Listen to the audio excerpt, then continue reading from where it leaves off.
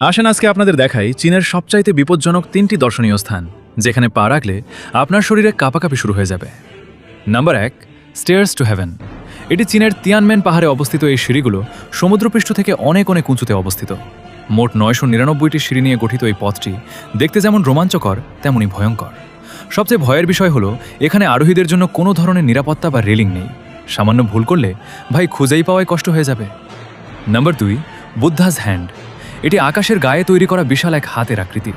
যারা উচ্চতা থেকে ভয় পান না, কেবল তারাই এখানে ওঠার সাহস করেন। যদিও নিচে একটি সুরক্ষা নেট রয়েছে, তবুও অত উঁচুতে দাঁড়িয়ে প্রকৃতির রূপ দেখা যে কোনো মানুষের জন্য বড় চ্যালেঞ্জ। নাম্বার 3, মাউন্ট হুয়ার প্ল্যাঙ্ক রোড।